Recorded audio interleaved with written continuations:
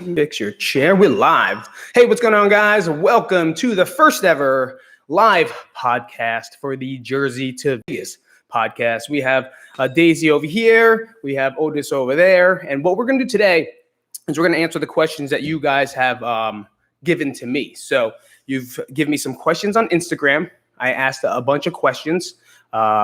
I've been asked a bunch of questions, and I chose a few that I'll talk about today, and I'm sure I'll talk about a couple more tomorrow, later on this week, and in other episodes to do so. So I want to thank you guys for coming out first off, and then let's really get to it. Like I said in the last live, hopefully you guys could hear me. If you guys could hear me, give me like a yes, I can hear me, or yes, I can hear you, and let me know where you guys are listening from. Are you from New Jersey? Are you from the West Coast? Are you from nowhere? Or are you Otis? Whining for no reason. Because we're doing this live, and whatever happens, happens. And I'm gonna tell them they gotta go lay down. Guys, go to your bed. Go to your bed. They gotta go to their bed, but they're not gonna because they don't listen to me, just like most of you. You don't listen. So I'm gonna get to it, and I'm going to ask the questions that one's a funny one. I will save that one for sure. So again, just to repeat, I put out a survey on Instagram and making sure you guys ask whatever it is that you want to ask me, from training advice to how it's out here to what I'm doing, and I got a lot of questions back, and some of them are very funny. So I'm going to choose some that will be here. Okay, good. So let's go to number one. Number one is, will you open up a gym again? Guys, I will say that this is probably the biggest question I get consistently, and it's a very hard decision to have or to make. I'm in a completely different opposite side of the country. My network isn't as big as it was in New Jersey. No one knows who the fuck I am over here, so it doesn't really matter. But at the same time, it's the capital that you have to put into the business, the time that you have to put into the business, and the effort that you have to, and the love, that love and that passion to create something good as an entrepreneur. I don't want to just open a Subway, and I hate sandwiches. You know what I mean? And right now, my time in my life, I'm just starting to work out again. I'm just starting to get back into fitness and being able to work out on my own. I've gone to a gym, fucking hated it. I can't do it.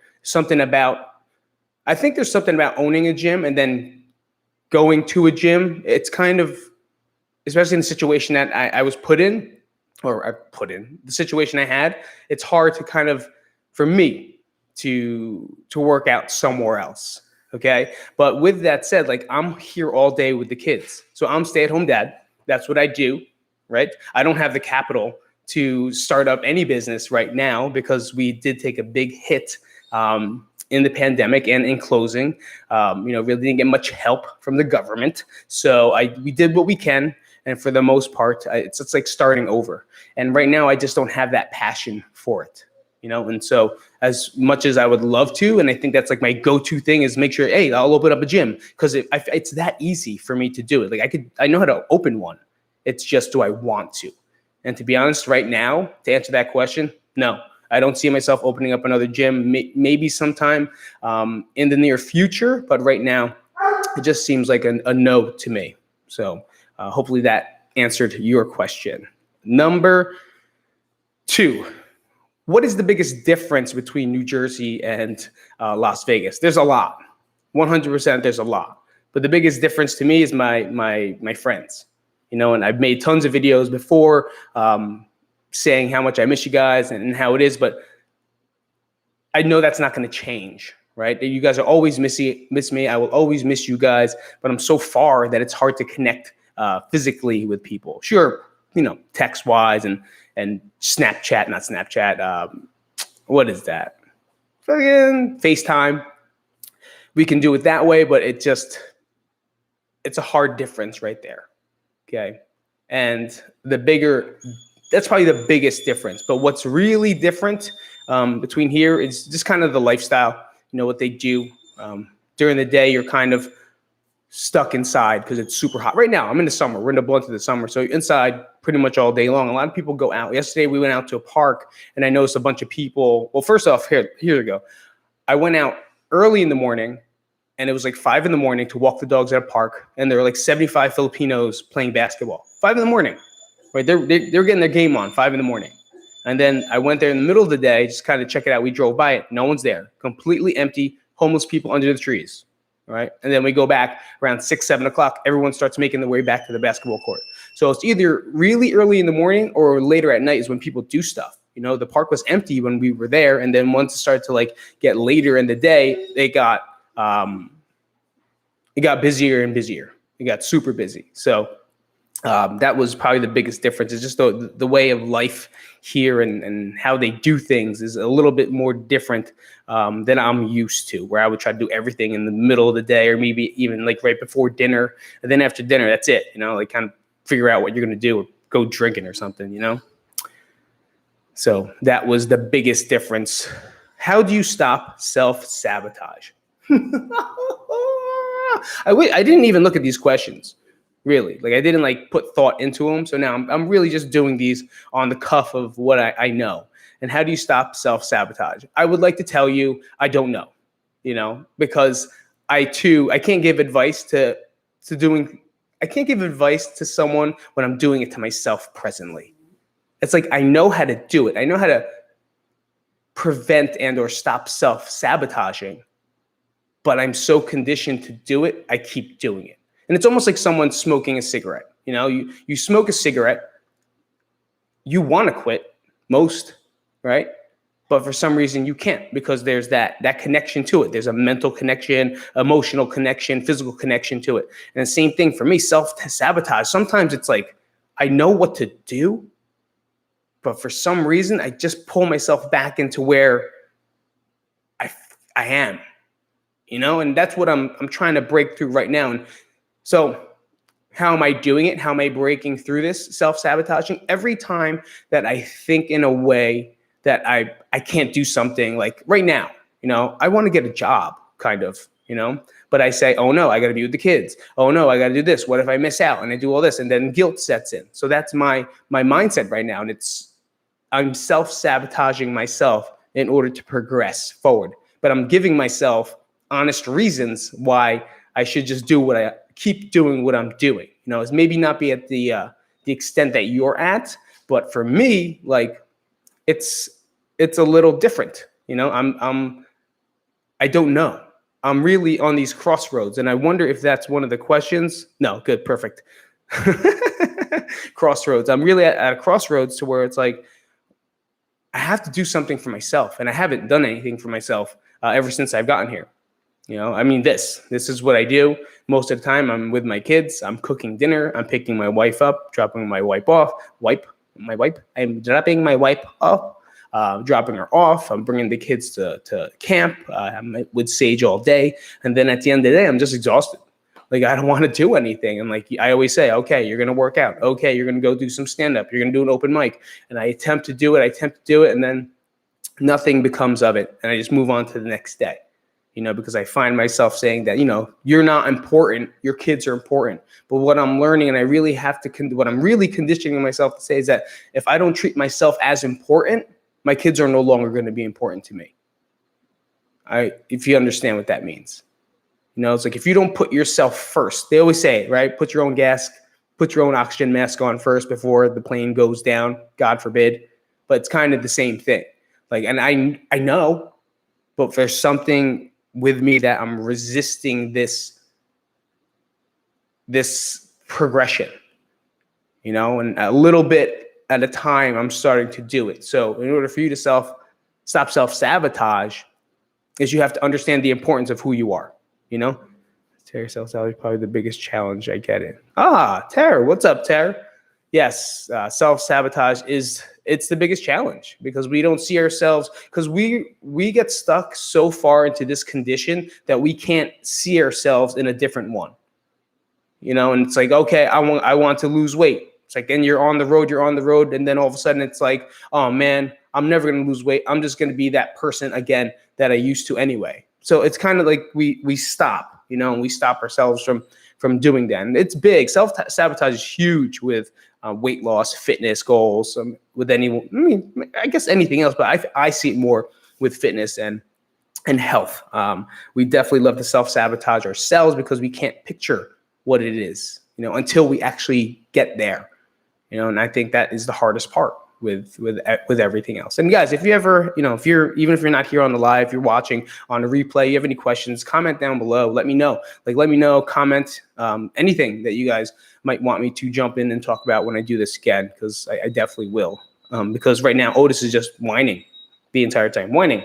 I don't understand why he's whining. I do know why. Because I sent the kids off with Nat to go to the playground, so they're not here jumping on me the entire time. So that's self-sabotage to me, Let's see. Number 4, the best way to start training. Okay, so this one came in from a young chap, and he wants to know what's the best way to start personal training? What's the best way to start training in general? For me, I believe that if you have a passion for fitness and have a passion for helping people, but understand that the reward may not be what you think monetarily is, and getting ready for that in the beginning, then you can start progressing it. Because this field of fitness, they really feed it to you're going to make this and you're going to do this and you're going to make that.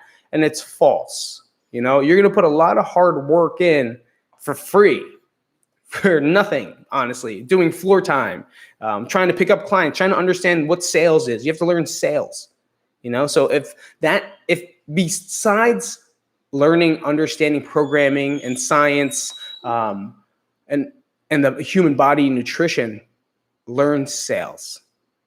And it sucks, right? It sucks to say, because we would do this shit for free, right? And as a person who's the worst salesman / business owner in the planet, because I would give the floor to people, I always try to keep my heart in that place. But at the same time, when I had to pay bills because we need to keep the electricity on, and I had to feed my children, that's where it's important. So I think the most important thing in order to understand and start training and learn personal training is because you're probably really good at training already. You really understand exercise, and you could make up a workout that someone will have a great time with. The thing is, who are the people that you're going to make time with? They might not be around. I'm not gonna lie, like Otis, chill out, man. Come here. The kids left. So that's how he gets when the kids left. So with training, learn sales, learn marketing. You have to learn how to market yourself. The one thing that I did really well with is I marketed off the bat, right? I was annoying on Facebook. I was annoying on Instagram. I understood how to do it correctly, and I loved it. And that's what brought everyone to Crank. That's how people understood what Crank was. Because, hey, I saw your video. I want to try it out. Hey, I saw your picture. I try it out. I knew the techniques back then. I do know some now, but it's a little harder now, a little more difficult to get in front of people's faces. But at the same time, understanding sales and marketing in that business aspect of personal training is the most important thing to do. Okay. Now, if we're talking about fitness and working out, you have to get certified. Get certified so people think you're reputable. So if you go into a job, I'm not saying you need it. I'm definitely going to tell you, I don't think you need a fucking cert, to start training. But a lot of people in this world, you need it for insurance purposes and in order to get a job. But most gyms and places will let you train while you're working towards your certification, as long as you have the personality, you're personable, you're caring, and all that other wonderful things that makes a personal trainer a personal trainer. So I could give you, what could I give you? Let's see.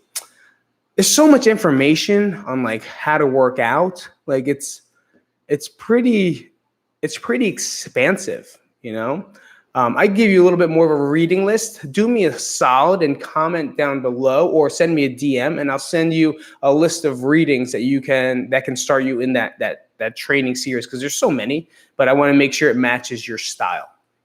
Okay, so that would be another one. Is if you're training, what's your style of training? Are you a female? Are you a male? Do you want gen pop? Do you want athletes? Do you want to train wrestlers, baseball players?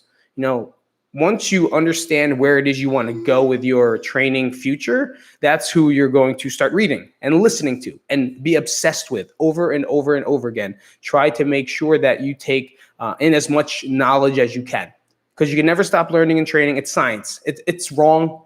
A lot of things that we do now are wrong, and later on it's going to tell us we're wrong, and then it's going to come back again, and then it's going to say it's right. It's like fashion, right? Before the 80s and the 90s, apparel was nonsense, and now they're back, except they're just a little better, and they feel smoother, right? And they fit better.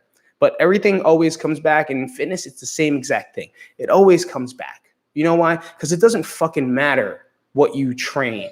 It doesn't fucking matter what style you do. What matters in training is how much do you care about people, okay? Because that's it. And I always say this, no one cares what you know until they know how much you care.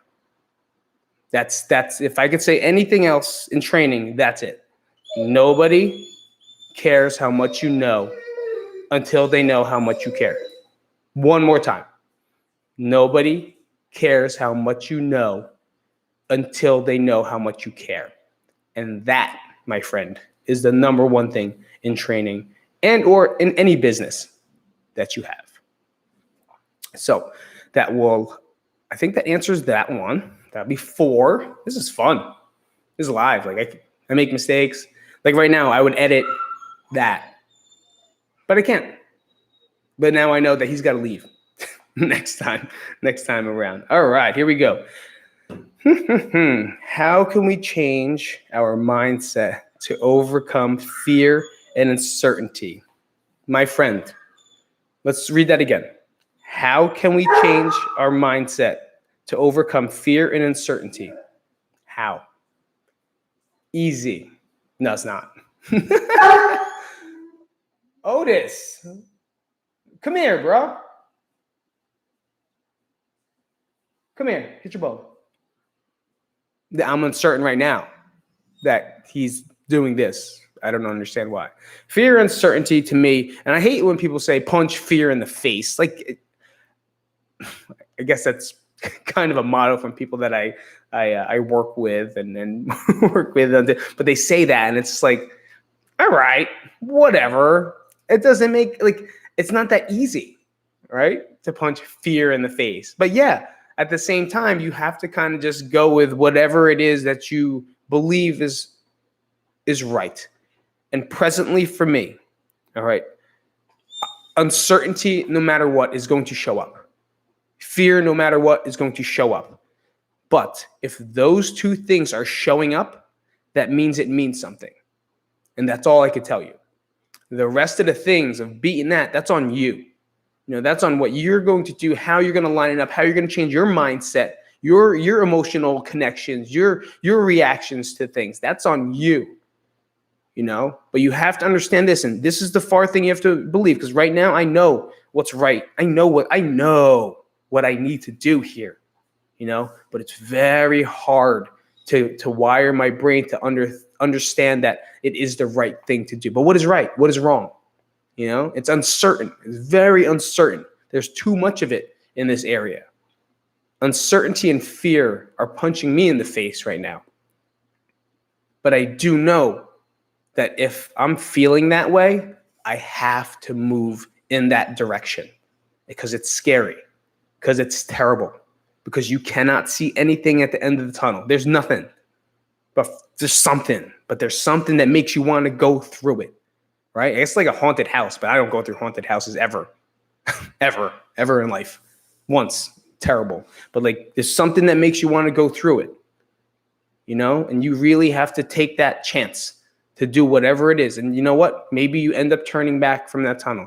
But the fucking worst thing in the world, is to never even step into that tunnel.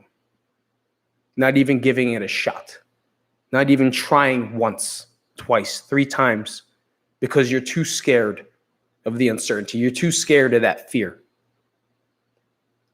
And that's where they say they want you to beat fear up.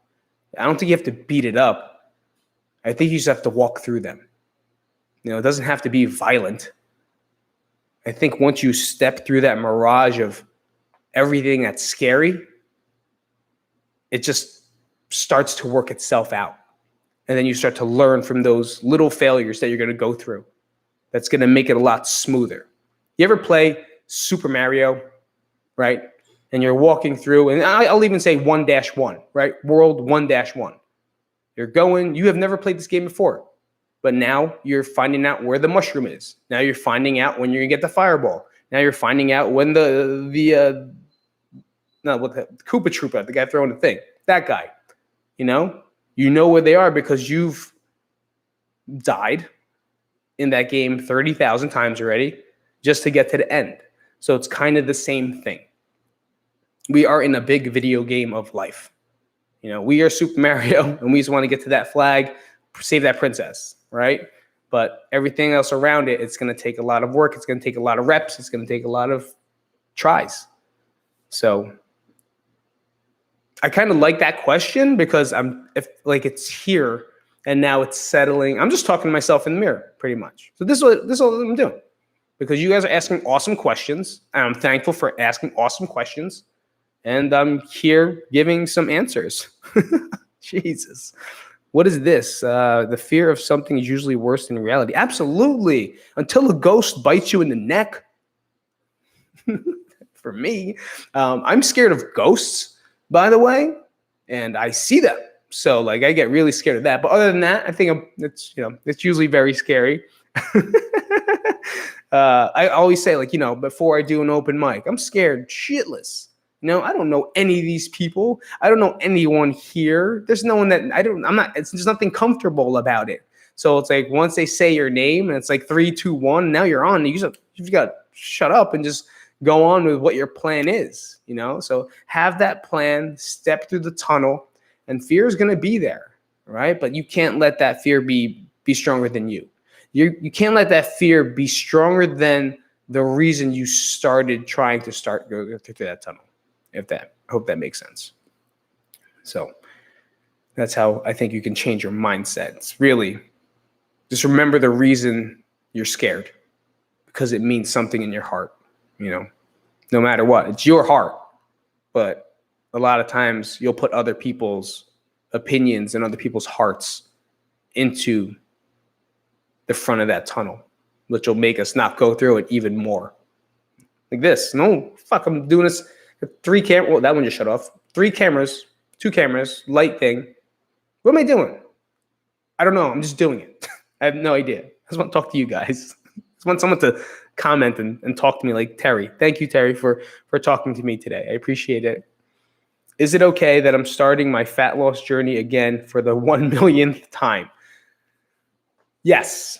Okay. So this is a nutritional / fitness question, but also a life and mindset question. I'm going to wipe my nose because that's Pete I sip. I'm going to take a sip of water. This mic is pretty good. All right. So let's repeat that again. Is it okay that I'm starting my fat loss journey again for the 1 millionth time? And I say, yes, it is, because at least you're still trying. Okay, it's the people that fold and just quit are the ones that are never going to see it. You're starting it over again. But here's the real answer to your question. Why? Why am I starting over again and again and again? Well, it's because diets are designed to make you start over again and again and again. It's pretty simple. And they call it the yo-yo. You've heard it. Everyone knows yo-yo dieting. Yes, there's yo-yo dieting. But what happens in the yo-yo is that your body remembers that stress. I'm trying to keep this as simple as possible. It remembers that stress. And then the next time you go on that diet that you tried and worked on before that worked for you, why isn't it working again? Because your body understood and remembers that pain. It remembers that stress. So the body's very smart. It doesn't want to go back to that stress. It doesn't want to go back to that scary point. Does that make sense? So your body is going to react differently. And now it's going to take even longer for you to see the success that you saw maybe last year, because your metabolism and your hormones are still probably a little off based off whatever history you've had in a diet or had in a lifestyle. And you have to put those things into consideration when you're looking at, hey, I'm just going to diet again, or I'm just going to jump on a plan again that worked for me before. No, you have to understand that whatever worked for you before, a different variation has to be put into play in order for that to work again. You can't just play the same game over and over again and expect the same results. It happened the first time and that's it. I'm not saying now that you did paleo that time, so now you have to do intermittent fasting this time, then you have to do Atkins this time. I don't know, I always reference Atkins, but it's just a good word. I mean, my biggest tip for you is find a way of life that you can do for the rest of your life and do it slower. We're killed with the summer. I feel like the biggest problem with the summer is that's all people work for. You only work for the summer because of fucking bathing suit. And I get it. I fucking get it. You know, I understand exactly what it is you feel. But you can't just think about this summer. It all depends on where you're at. Okay? If you're 125 pounds and you want to get ready for a wedding, you want to drop 3 pounds or maybe just look better. Yeah, it might be a little easier, less time for you because your genetic frame may allow you to adapt to that. Now let's talk about someone that's 300 pounds that wants to get to 200 pounds, but was 200 pounds last year and then gained 100 pounds back. Well, there was a lot of damage that happened in that time. There was tons of damage that happened in that time. My kids are waving at me from the window. Tons of damage that happened to you from that time. So now we have to figure out, where are you at? What's your body up to? What's it doing? What was the best part of it? You know, were you able to stick to that plan longer? Like for me, macros, for me, I have, you know, guys, if you don't know me, I have ED, eating disorder, a real big past of it, history of it. So for me, tracking becomes very crazy. I don't know. I can't think of the word. Like I get crazy. So I have to learn how to stop that. But I know that, you know, getting really big with your numbers and understanding that is, you know, it gets me there faster. So maybe I'll let myself do it. But when I get crazy, I jump off and I kind of just find something to ride the wave with. Now, finding something that's going to work with you and being able to stick with it forever. Like I'm not talking for the summer, forever.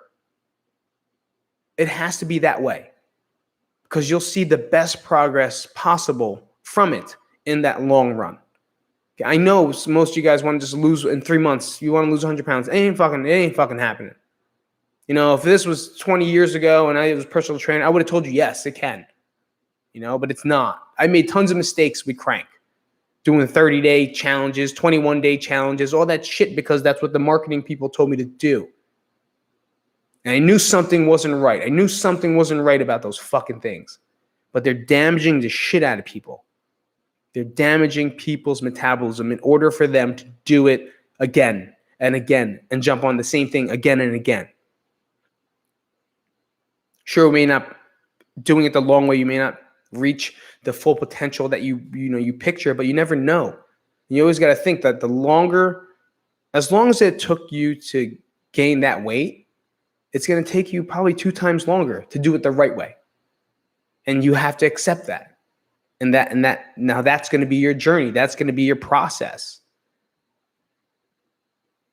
You have to understand, oh shit. Hold up, guys. What's up? Hold up.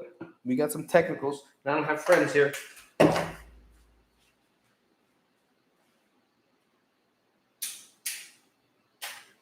I back? I'm back. I think I'm back. Am I back? Man, that's called going live. Fucking camera just shut off. Camera shut off. What's going on here? What is this shit? So, where was I before my cameras died? Yeah, it's going to take a long time. And I think having a support system is very important.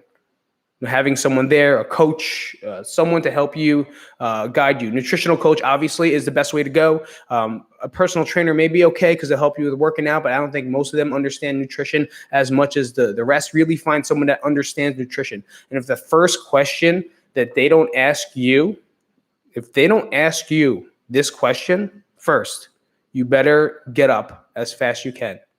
If they don't ask you what your diet history was and or has been, and or sat down with you for an hour and asked you 1,000 questions about your history of dieting, what you've done, what your success was, what is it that you like, what is it you don't like, what things you do in a weekend. If they don't fully go through like a composition phase for you, get the fuck out of there, because they most likely don't know what the fuck they're talking about in the right way. I'm sure they have clients that have results. I'm sure they have results. But maybe you're the person that's not getting the results of that person. Nutrition is all individualized. Everyone is an individual. So I can't give one diet. And like I said, we did this before because it was just a way to get, people excited in the gym and, to lose some weight and have contests. And it's great, right? Rah, rah, yes. And it kept them focused. But some people can't use the plan we gave. Some people can use the plan we gave. So everyone is different. And it all depends on your history. It all depends on your outlook. So if you want, but again, before I always jumble around and talk too much, and we're coming down into time, it's been half an hour. It's okay. I want you to know it's okay to start over and over again. It happens. You're not alone. There's a million other people that are doing it with you, because this country / side of the world is designed that way. It wants us to fucking fail. It wants us to feel bad about ourselves. It wants us to be vain and focus on other things versus our health and versus our livelihood and versus our, whatever the other word is that I'm looking for. All we see are six packs. And if we don't have a six pack, self included, we're not happy. If we don't have a fucking six pack or a bicep, or we just feel like shit because our pants don't fit the right way, we hate ourselves for the rest of our lives. Self included. I've been in the pool 3 times. I'm not in bad shape, but I'm not in the shape I used to be, because I'm afraid, I'm embarrassed. You know what I mean? And I get it. I bought clothes bigger because they're looser, because it feels better, because I don't like the way it feels on me in my old clothes. So I get it. We're all starting again and again. The main thing is, at least we're starting, and we're trying, and we're going. The other main thing is don't stop. Keep moving. Keep going. You're gonna fuck up. I say to all my clients now, you're gonna fuck up. You're gonna mess up. Don't make it a thing, because the more you make the fuck up a thing, the more you're just gonna quit. Like everyone's gonna eat something on Friday and Saturday, but that's part of your routine. And those little things that you have to understand, you have to know. But you can't look at like, oh man, I ate pizza and I had 5 drinks. I fucked up. I'm just gonna continue it on Saturday and Sunday and start over Monday. No, that's the process you have to stop. You didn't fuck up. You're a human being. You ate. You went out and you had fun.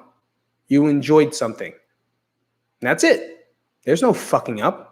What do you do Saturday morning? You're going to feel like shit because maybe you drank 5 drinks too much. Drink a lot of water. Go for a walk. Continue your day. Do it the same way. Don't make weekends the thing that like I want to just hang out and relax with. Make sure you do it to... It's consistent over and over and over and over again. But we got family here, so hopefully that one helped you. I'm obsessive. I've been doing macros, but I still get frustrated trying to focus on the inches being lost in order to do some reps, so I couldn't do more. Good. T, it's going to get really loud here, people, because everyone's hi. Okay, so welcome to the Riff Raff, and it's going to get super loud for no reason. So I'm going to make this last one right there. Obsessive, compulsive back is, how do you do more reps? Something you can't do, get frustrated. Yeah, it's the same thing. Hopefully that spiel helped you out. too. And T, I know from your history that, like, I know you. I know you try. I know you keep going. But we always fall. You were born around the times of the 1200 calorie. So you're stuck. Okay, you're stuck on that number because it was ingrained in your fucking brain since you were 3. And no one else no one knows or talks about the stress and the trauma that you might have had growing up. I don't know it. I don't know most of it. I understand some of it. No one understands the hard work you put in, the late nights, the double works just so you could raise your daughter. No one remembers that stuff, right? That stress and that inappropriate eating habits. So how are you going to win? You can't. The only way to do it is to change whatever it is now, moving in the direction that's working best for you. So if that macros is too much, do it for a little bit, because you always need to know where your base numbers are. You need to know how much you're eating, right? Then after that, then you can just kind of make a chart. It's like, oh, I eat this day for breakfast, and like kind of make your own little menu, which is what I do. And then I kind of stay with the menu throughout the week as much as I can. And then, if I get a little too hungry, then I'll do it. For the most part, I try to do that, stay a little bit more active than I've been, and try to definitely not stress out as much as I used to. And this was only a little bit ago. But if you really need help, reach out. Like, DM me. I'll work with you. I'll help you out. I do a lot of nutrition, people online. We do a lot of just online stuff. I am here. And then we could talk. So let me know if that can help you, and I'll help you out. We'll figure that out. Nat took the kids in the room. Is one of your goals? Oh, okay. So let's do this. All right. Hopefully we're going to go one way, then another way for these last 2 questions. And I'm going to add these last 2 ones. What do you want me to please you with? Well, an eggplant parm sandwich would be nice. Or a chicken parm sandwich would be nice. And I'm not saying I want to eat it. What do you want me to please you with? I got boogers. Eggplant parm sandwich. I'm allergic to eggplant, tomato sauce. So I'd probably just have a cheese bread. And then a chicken parm sandwich I can't have tomato sauce. That's one thing that I've learned has been not good for me is tomatoes. I break out canker sores, ulcers. I don't even know. So I stay away from it. I don't want to say I'm allergic to it, but I'm hypersensitive because I would rather not eat it than have the sores in my mouth for months that I get. They're disgusting. They're huge craters in my throat, like down here. I'll get sores in my throat. It's the worst feeling ever. And before I thought it was hot sauce. I thought it was just me being stressed out. No, it was actually fucking tomatoes, eggplant, peppers, all that wonderful. Everything that's Italian, I can't eat. So that's what I would like you to please me with. I would like you to take fried eggplant, make them cold, put them on my eyes like cucumbers. And when you're done, I want you to take the longer cucumber before peeling it and before taking it out and slicing it, stick it up my butt. And then when you're done, keep it there and then take the cold fried ones off. Dip them inside the tomato sauce. Make sure there's oregano and salt because I want it tasty. And then put them back on my eyes. So they burn my eyes a little bit, but at the same time, the cold feeling of the fried eggplant are there. And then throw some mozzarella. Nat always makes fun of me. The mozzarella on top of my eyes. And then let them heat up outside in the Vegas heat until it melts and it looks like 2 rollatinis. All right, I'm going to stop now. On my face. So that's what I want you to please me with. Last question. Is one of your goals to come back to New Jersey? Oh, fuck me. If the stars align in the next 40 years. Well, thank you for giving me a lifespan of 83. I appreciate it. So the next 40 years for you. I don't know. Right now, do I want to go back to New Jersey? I want to go back to New Jersey right now. Like right now. No problem. Go back to New Jersey. None. So, but that'll kind of go back tenfold to the whole question of uncertainty and fear, right? Everything we're doing here is super uncertain. I don't know anything. I don't understand. They start school on the 9th of August. I don't know why I said that like I was in fucking Game of Thrones. On the 9th of August. On August 9th, they have school. That's weird. I don't understand that already. And then on top of that, he's got to go to like some tutoring. I don't know where we're going. What am I doing? Then I have Sage. She's going to go to daycare. I don't know. Is that working? That's working. Like, what am I going to do? There's like a lot of uncertainty in that question that the easy thing for me to do is to pack up and go back home. Because we have support systems. We have people that can watch the kids. I can go to work and I can find work. Like it's there. But that wasn't the point of coming here. The point of coming here is to kind of take this terrible chance of whatever and see what comes of it. So to answer my question, the goal is not to come back to New Jersey. It is to visit, but I don't want to create a goal that's going to drive me somewhere that I don't know. I'd rather keep doing what it is we're doing here, and that's punching fear in the face. I hate that. Hate it. And getting into walking through the uncertainty, as hard as it is. I have mental breakdowns every week. Every week, my wife is a fucking godsend. I break down mentally. I cry. Last week I cried every day, trying to figure out what the fuck I'm doing here and trying to figure out what's happening. But that's the whole uncertainty that we're talking about before. And the question that you had before, it's like it's scary. It's scary. It's uncertain. You don't know anything you're gonna do. You don't know where you're gonna go. And at the same time, and then it goes into the whole thing of self-sabotaging. Like, I don't want to plan anything because I'm kind of getting comfortable in this situation of being depressed and being uncertain and feeling scared. But I know I got to break through that. So that's definitely the thing I've been doing the past couple of days is making sure I work through a little bit of those times when I feel like I fall into that negative spiral again. I try my best to pull myself out. So that's pretty much what's it. You said it right the first time. All right, cool. Thank you. All right, guys, it's Muzzarella. Hey, you said that, and then yes, my Italian friends, they don't agree.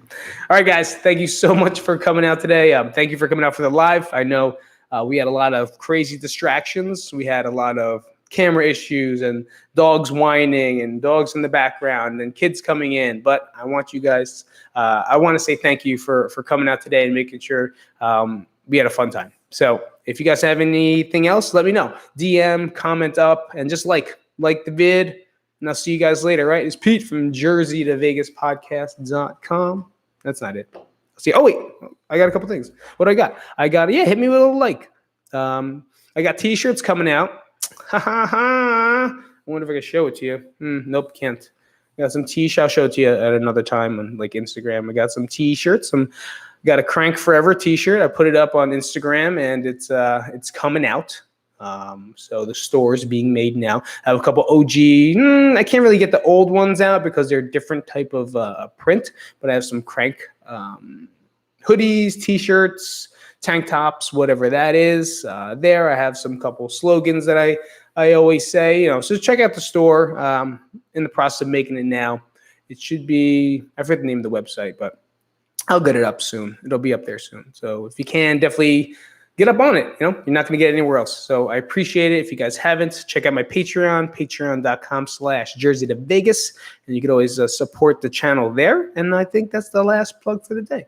All right, guys. Thank you so much. I'll see you guys later. T, thanks for coming out, guys. Thank you for coming out. I will talk to you guys soon. End stream.